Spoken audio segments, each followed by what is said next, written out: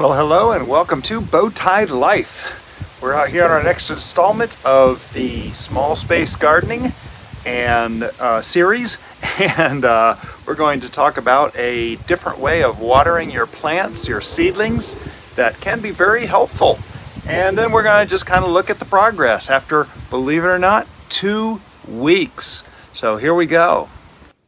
Hi, I'm Bowtie Dave.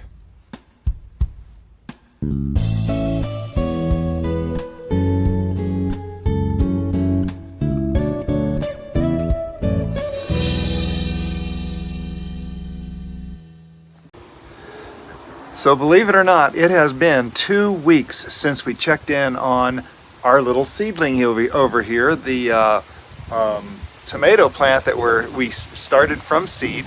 If you'll remember from a previous episodes, we started, I believe it was 5 seeds, and not all of them have taken off.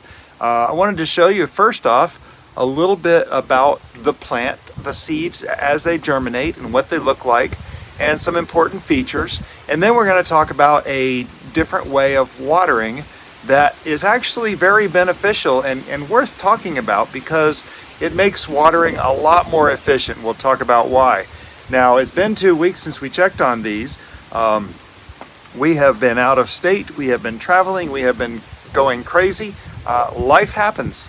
And sometimes when life happens, you know, you just stick another seed in and try again. And it's just life and just the way it goes sometimes. So don't stress too much about it. Think about, I mean, if you spent $2 on a pack of seeds, another seed in the soil is not going to hurt a lot if you have to start over. The nice thing about doing small space like this is if we put this in a pot, when if we're too late in the season, we can always bring them in. Now, it's not always perfect because sometimes these plants need a little more heat that we can provide indoors, but we do our best and then we try again next year. The great thing is there are no failures. We always learn. We learn, well, that didn't work. Let's try it a little differently next year.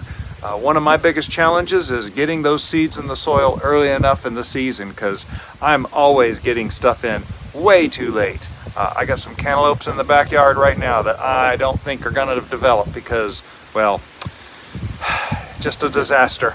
But I'll learn. One of these years, I got some cantaloupe last year and it was great. But anyway, we're focusing on these little guys. Let's get a little closer here and get a quick idea of what's happening. So just a quick look at these 2 little seedlings. Now remember, we had 5 seeds in here. There was another one in here that actually died and it's gone now. I think, in fact, nope, that's not it. Maybe that is the leaf right there. I'm not sure. That might be the leaf from the one that died. But that's okay because we have 2 that are living here. This one over here, I'm not holding out too much hope for because it's got 1 cotyledon leaf and that's it. This one over here, now I just said the word cotyledon, okay? So the first seed, first leaves, in fact, let me turn this around so you can see this from the other side. A tomato seed will start off with 2 leaves, and that's called the cotyledon leaves, and that's this leaf and this leaf. And these 2 leaves are actually part of the seed.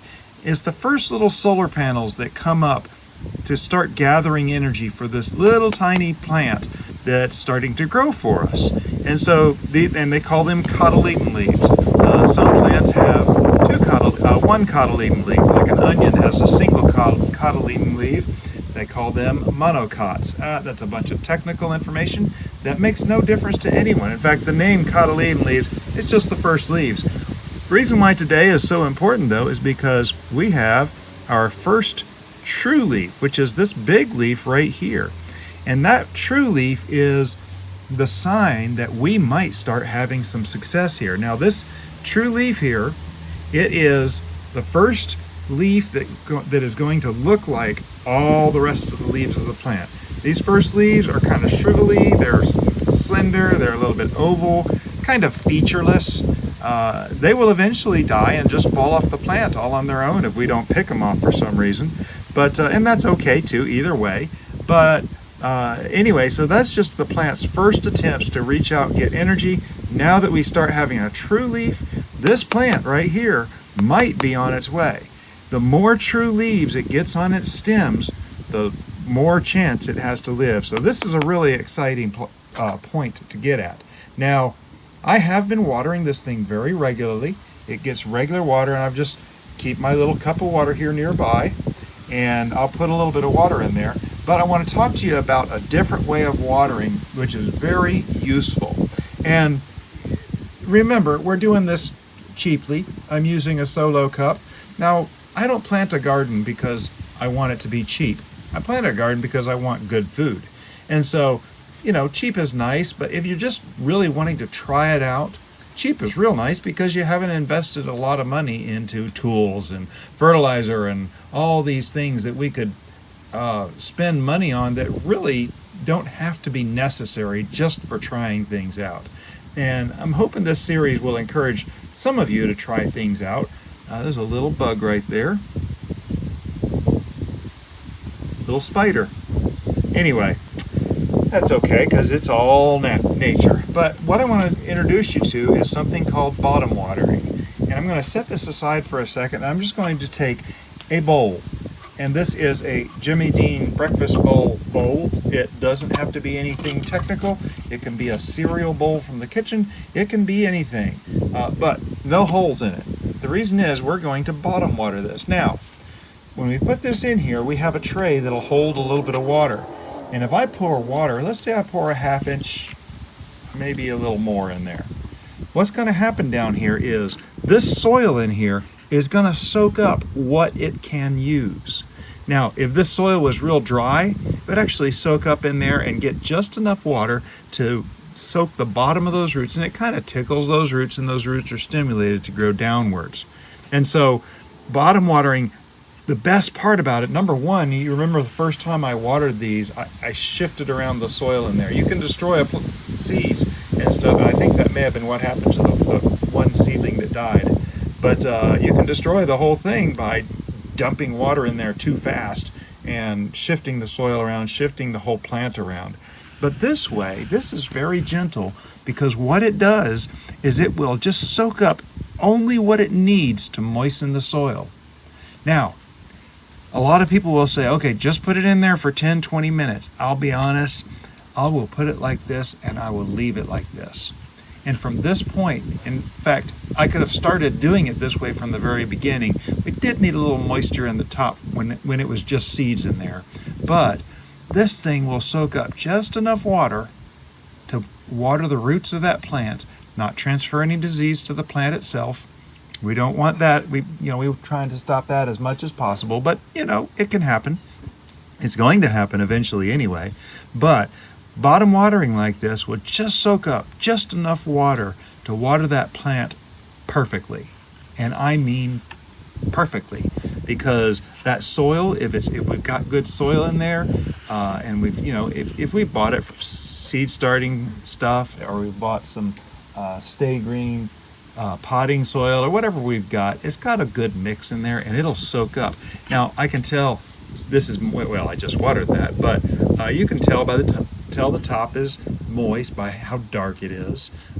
If it starts drying out too much, it'll look lighter, the soil will. And you can also tell by just simply picking up the cup and feeling that it has a bit of weight in it. And so we know this has decent water, but at this point though, I'm going to leave this just like this with this amount of water in here, and it's going to water itself for days on end. Strangely enough, it'll do it. So that's it for our next installment of the Small Space Gardening Experiment series, whatever you want to call this.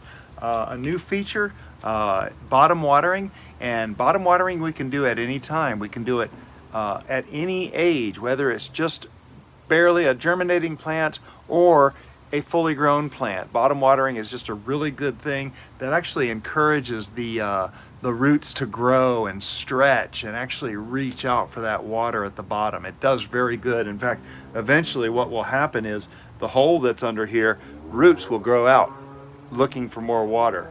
And that's what we're hoping for, because when it's like that, this thing's ready to up pot into a bigger pot. So, and we also took a look at the first true leaves, which is very exciting, because once you start getting true leaves, it's on its way. It's good stuff. So anyway, we're continuing on with this series. We will check in when we start getting some more true leaves, and before we know it, we're going to be putting this thing in a pot and hopefully getting tomatoes off of it. Won't that be exciting? But anyway, so here we are, early to mid-August, and we have a little seedling going here. We're going to have a fall planting. We talked about in an earlier video about first frost dates and stuff. Our average first frost date is in the middle of November, so we still have September, October. We still have 90 days before we'll probably get our first frost, and even then I will bring the plant in to safety. We have another room in the back of the house where I can bring plants in. But anyway, if you're just stumbling along here, finding our videos, we are Bowtie Life, and we talk mostly about gardening, sometimes about life. And please subscribe.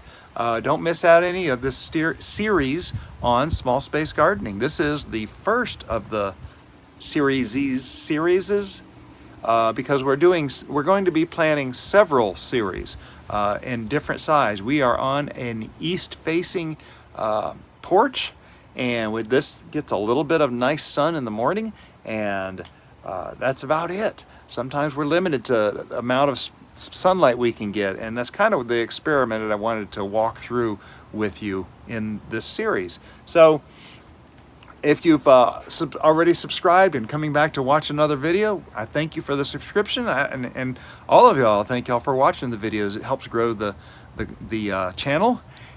And if you think this series is entertaining, inspirational, educational, or informational, please click the thumbs up and share it on your social media. We're going to continue to watch this thing grow and see where it goes. And so yeah, I was mentioning earlier, it's been 2 weeks.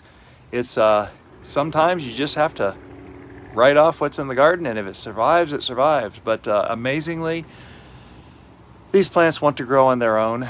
Here in Florida, we've been having some decent rain, and it was just kind of typical for here. So not much has suffered out here, though some things have. Be sure to follow along on the monthly garden tours that we do to see what the progress is in the garden. And on the closing video sequence here in just a moment, in the lower left corner of the screen, you're going to see a link to this playlist, the playlist for this series, and you'll also see links to other parts in this series on the right side of the screen. So thanks for watching along, and thanks for joining us. Thanks for, thanks for your time, and hope you all have a blessed day.